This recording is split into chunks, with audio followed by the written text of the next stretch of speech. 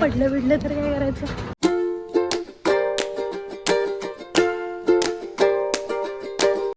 Good morning, स्वागत आहे तुमचं माझ्या नवीन ब्लॉगमध्ये. काल होळी झाली आणि आज आहे पालखी. पण पालखी आमच्याकडे येईपर्यंत फार संध्याकाळ होती, त्यामुळे सकाळी सकाळी आम्ही निघालो आहे देवदर्शनाला.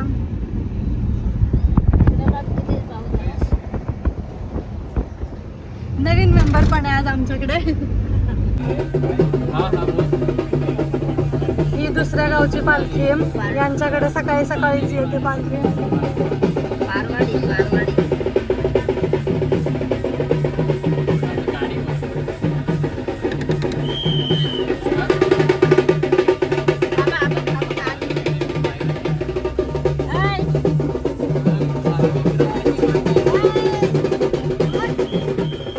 मम्मींच्या काय ओळखी संपत नाहीत.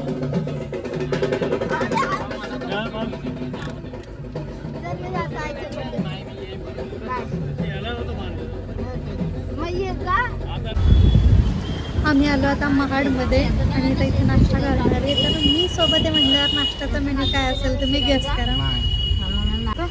ते महाडचं वीरेश्वर मंदिर समोरचं का? सगळ्या पालख्या, सगळ्या गाव, सगळे देव इथे येतात भेटीला. कधी? छबिन्याला. अच्छा. आता आम्ही चाललोय महाडमधली 150 वर्ष जुनी मिसळ खायला. तुम्ही जर ही मिसळ खाल्ली असेल तर कमेंट्समध्ये नाव गेस करा की आम्ही कुठे चाललोय ते. मी पहिल्यांदाच खाणार आहे आणि ह्यांनी पण आता रिसेंटलीच खाल्ली आणि ह्यांना ती छान वाटली, म्हणून मग आम्ही चाललोय आता बघायला. तुम्हाला पण दाखवते. 100 वर्ष जुनी बेकरी. अच्छा. आणि ते आमर पेय का काय ते कुठे? अच्छा, तिथून पेप्सी न्यायची आपल्याला. गरम कर मिसळ.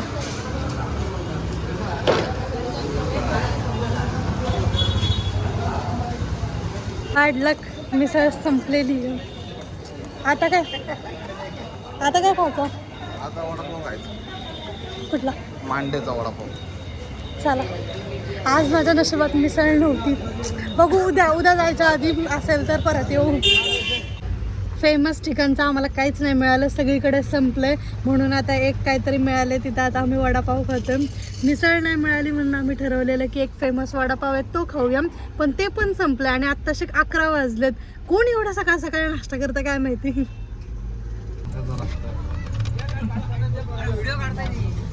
व्लॉग नाही व्लॉग.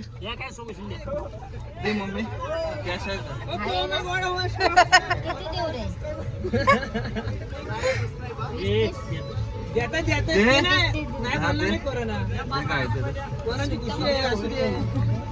होळीचा टोल काय?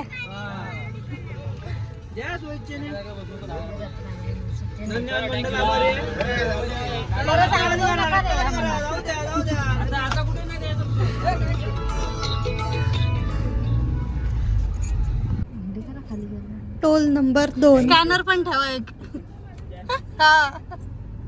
नाही गावाच्या बाहेर घर असलं की गावात आपण बाहेर. आणि ते लोक गावात कसं घर असलं की येता जाता लोक आता कसे आवाज देतात आपल्याला, तसं इकडं बाहेर राहणाऱ्यांचं काहीच नाही. त्याने आपल्या कडे लावायचे आणि घरात टीव्ही लावून बसायचं आणि लोक आले की दाखवायचं बघ मला घर बघ. आता हा 3रा टोल आहे.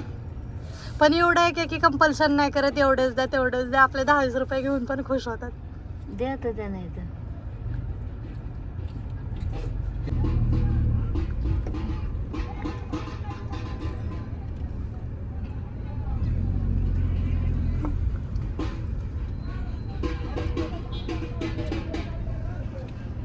हा इथूनच काढताना दिसते. मग तिकडे पैसे घ्यायला का तेव्हा काढ.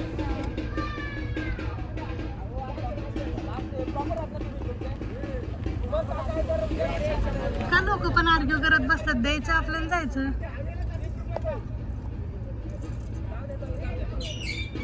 वीसच दिले.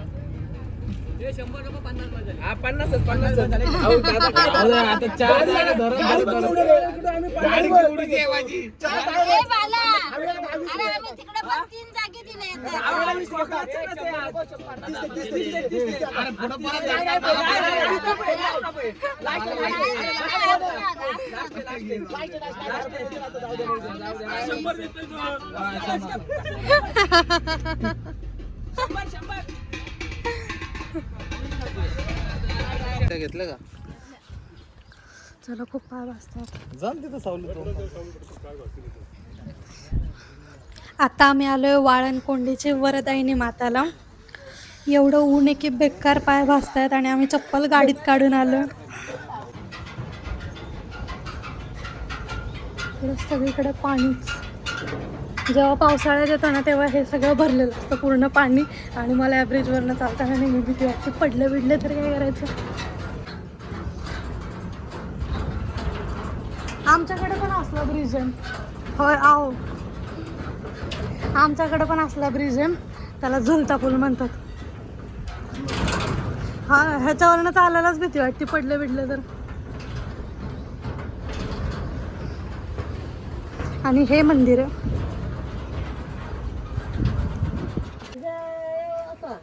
तुम्हाला माहिती आहे का या देवीचं नाव वरदायिनी काय आहे? वर देणारी देवी म्हणून वरदायिनी देवी. टाकलं म्हणून तर जरा कमी पाय भाजतात.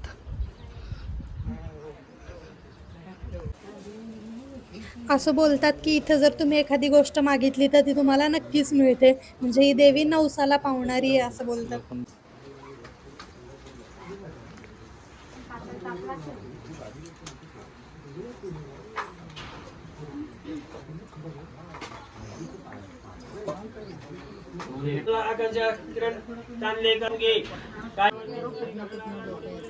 कुठलं होतं ते? कुठलं होतं आता? तिकडे वालसुरा रायगडच्या तिकडे. हो.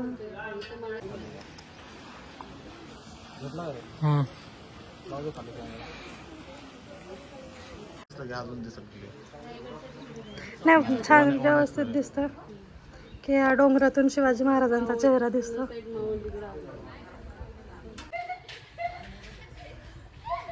पोरांच्या आजच रंगपंचमी झाली. कसला रंगवलाय त्याला?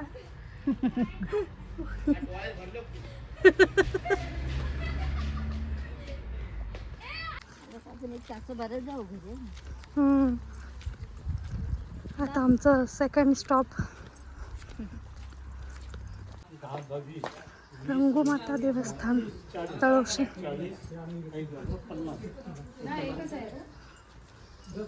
हे 2020 20 आणि 40 आणि 40. इथून आतमध्ये आता रेकॉर्ड करायला परमिशन नाहीये, पण तुम्हाला या दोन्ही मंदिरांची स्टोरी ऐकायची असेल तर मला कमेंट करा, आपण त्याच्यावर सेपरेट व्हिडिओ बनवूया.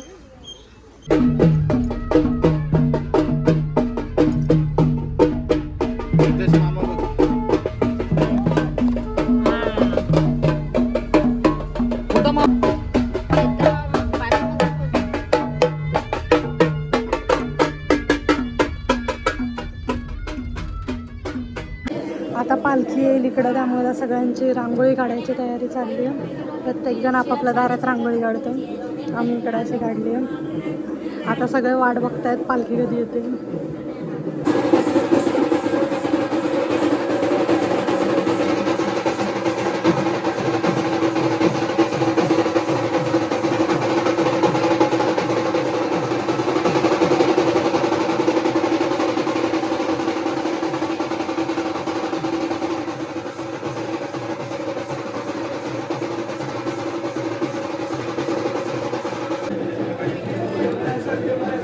आणि आता आपल्या दारात पालखी आलेली आहे.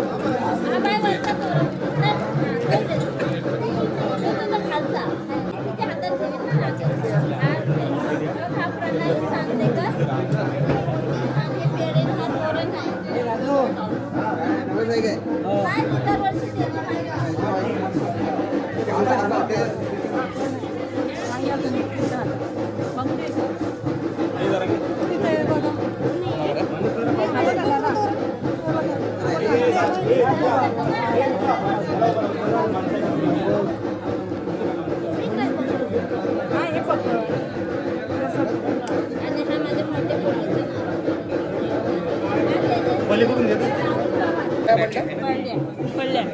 काका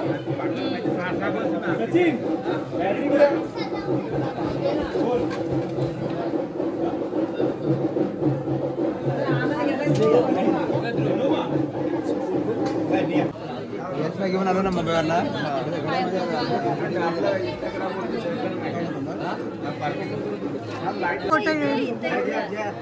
संपला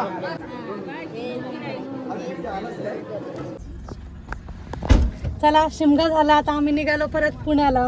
Ganpati Bappa Morya. Bye bye. Morya bye.